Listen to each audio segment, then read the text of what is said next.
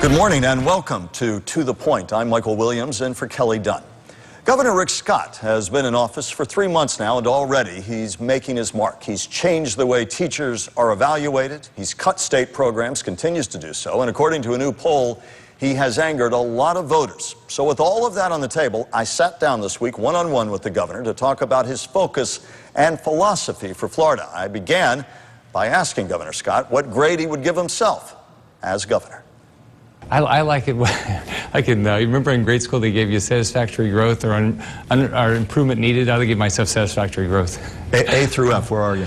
I don't know. I never think about it that way. What I think about is, I think it'll be easier to judge like at the end of session, you know, because I had the plans for what happened in session. So it's probably easier to judge. You know, here's a positive. We got the Student Success Act passed and signed. I think that's going to be a big positive for education.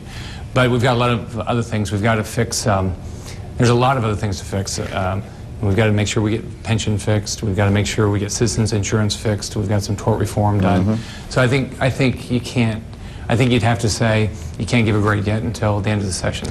Let's talk about. Then I've got to get back. I've got to get jobs. We're going to talk about all of those. Let's talk specifics. During the campaign, you said you wanted world-class education in Florida, and yet this year alone, we're looking at education budget cuts that could be well in excess of $1 billion. How does that square against your promise? Is it a broken pledge? Well, if you remember back, what I said is I would keep the funding the same, the state funding. As you know, what happened is the federal government put money in and then took it back, or quit funding it. So we've kept the funding flat. What I'm focused on is take the dollars we have and spend them as well as we can. Governor, educators, though, are arguing that there will be less money per pupil in each classroom. They do not consider this a flat budget. They said there's going to be a lot less money per student in each classroom in Florida. Sure. As you know, what I promised everybody is that we were going to keep where the state was flat, and then we're going to work everywhere we can to make sure that we set the system up to work better. So give principals the opportunity to pick the best teachers rather than teacher based on how long they're there. Make sure that our better teachers are going to be able to get paid better, more effective teachers. I want to be able to expand successful charter schools, give parents more choice. All those things are going to improve our education system.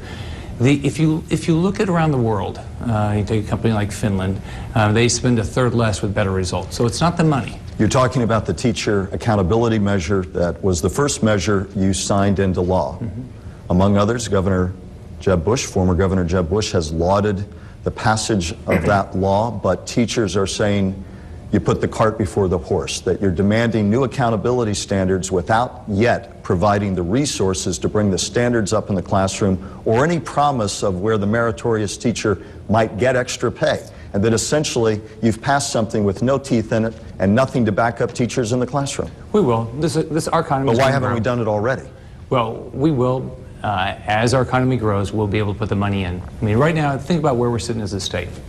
$3.8 billion budget deficit. We've got 1.1 million people without a job. So what we have to do is we have to put ourselves in position, a path to success. So whether it's education or whether it's jobs or fixing pensions or citizens insurance, what we're going to do is we start the path to success. You talk about the path to success. You talk about creating 700,000 jobs in 7 years.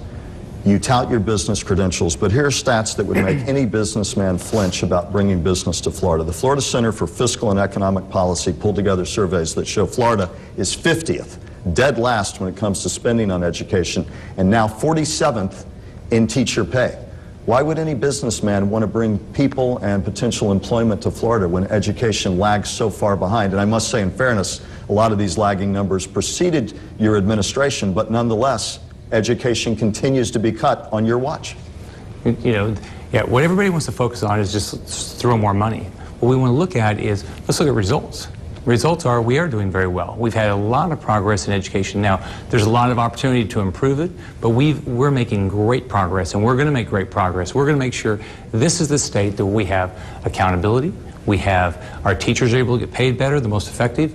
The fact that we're going to have more choice for parents, those things are all going to happen. But where are we going to find the money? We haven't found it so far, and history suggests that the state of Florida and our legislators aren't interested in making the tough choices to find the money, and many argue that you are following that trend. Look, success is not tied to how much money you throw at things. You know, it's part of it. Success is tied to you create a system that works. Look what we're going to be able to do. As a principal, your principal, if you send your child to a school, they're going to be able to pick the best teacher. Not just because the teacher's been there longer than another one. That's a big deal. On top of that, our teachers will be able to be measured. It's going to be fair. They're going to be able to be measured and paid more. On top of that, you're going to have more choice. Those are things that are going to change education. Let's switch topics. Property insurance. There is a move afoot in the legislature right now that would potentially allow citizens to raise property insurance rates up to 25%. If that clears the legislature, will you sign that into law? Here's what I'm focused on with regard to citizens, and I put out a specific plan during the campaign. Step one, a lot of the problems we have with citizens, why it costs what it does, is because we're mandated to cover sinkholes. A lot of people take that money, they say they have a sinkhole, it's just a crack in their house, and what happens is they take that money and they never put it back into their house. So what I'm focused on in a lot of different areas, what I'm saying is, what do we do? Because a lot of the rules that we create, especially with insurance, it causes insurance to go up. I'm focused on the things like sinkhole. I'm focused on things like how long do you need to be able to file a claim? The longer we give you to file a claim, the more your insurance is going to cost. Governor, respectfully, though, at the end of the day, people sitting around our region and around the state want to know when push comes to shove, for all the reasons you may have stated, will you sign into law a property insurance tax rate hike for citizens of up to 25%, one that would also open the door for private insurers to begin raising rates? People at home simply want to know, first and foremost, will you sign that into law or will you oppose that? The bill that I'm focused on is a bill that's going to deal with the systemic problems with citizens. But it will raise property insurance rates. Well, I'll tell you what I'm focused on, okay? The bill that I'm focused on will fix the sinkhole issue. That is a significant issue. Unfair claims on sinkholes. Right. If we solve some of the problems that we create with our laws, that will help keep our insurance rates as low as possible. Governor Scott, you talk about tough choices. You are pushing for property tax reductions and for business tax breaks, although the Republican-led legislature does not seem inclined to give you those. Do you still have hope to make good on those pledges, or is that not going to happen? Republican leadership says there's simply not the money to give you what you want. Well, my focus is we've got to make this the state that people want to start their business, expand their business, or move their business to. We've got a lot of things going for us. We don't have a personal income tax. We're a right-to-work state. We've got the best weather in the country, the best beaches. We've got the expansion of the Panama Canal. But where do we find the money for these tax breaks? What we're doing is I'm going through every agency and saying, what's the purpose? What's the core mission of this agency? And saying, can we have a better result for less money? But Governor, people say if you're going to make tough choices, why not close business tax loopholes that tax watchdog groups across Florida say would net you billions in additional revenue, by closing sales tax loopholes for businesses, by closing loopholes on the intangible property taxes that the wealthy are able to not pay and therefore costing the state billions. Why not close those loopholes and make those tough choices? I'm making all the tough choices. I mean, I'm going through every agency, I'm going through every tax, every fee, and will trying you to close those sales tax loopholes that could save the state billions, or in effect earn it billions in revenue that it's foregoing now? A lot of people want to call things loopholes, and other people want to say that's a tax increase. So I'm going to make sure I'm fair to taxpayers. I'm going to make sure I spend the money as well as I can. I'm going to do the tough job of prioritizing how we spend money. But you don't believe in tax increases? I absolutely do not believe in tax increases. I'll tell you, and yet tax increases clearly kill jobs. And yet middle-class people in this state say you're effectively going to heap tax increases on them if there are property insurance increases. They argue that asking middle-class workers, state workers, to contribute 5% to their pensions is, in effect, like a tax increase for them, and that the concern's more for those who are well-connected in Tallahassee and not for the middle-class taxpayer. Let's take my background first off and think about where I would come from. I come from, hold just a second. Sure. Let me talk a little bit. All right. I started school in public housing. Right. My dad had a 6th grade education. Mm-hmm. Right. I've cleaned telephone booths. I've cleaned latrines in the service. I've delivered papers for a penny a copy. I was an 85-cent-an-hour fry cook. People respect that, but to the question, though. No, slow down for a second. All right, that's where I come from. I'm going to do everything I can to get people a job.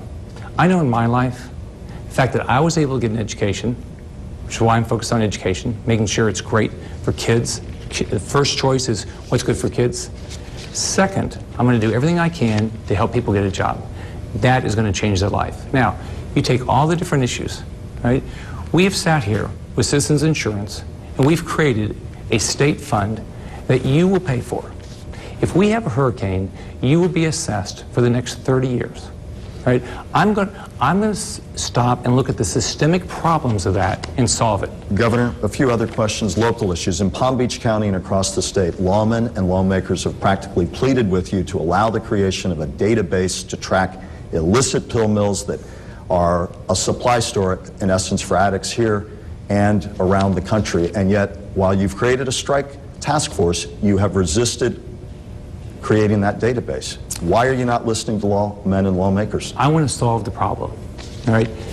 We have a significant problem with legal drugs that are dispensed illegally. Now, I created a task force to work with law enforcement, sheriffs, police chiefs. We've added, But those money. same people, they'll say, give us the database too. Okay. I'll answer the question, and I'll tell you what we're doing, okay? All right, thank you, Governor. I'm going to solve the problem, all right? The database is potentially one way to solve the problem, all right? But let's solve the problem. Look, we know the distribution system. We know the manufacturers, we know the distributors, we know the physicians that are dispensing it. So what should we be doing? All right, step one is we need to have more resources to go after. So that's why I had Florida Department of Law Enforcement work with the local sheriffs, the local police chiefs. I've taken investigators at the state level and put them in a position that they can do that. That's step one. That's what I've already got. That's what I can do without going through the legislature. Now, step two, what do we need to do? We know who's dispensing this drug. There should be a dispensing ban. I mean, you shouldn't be able to write the prescription and dispense the drug.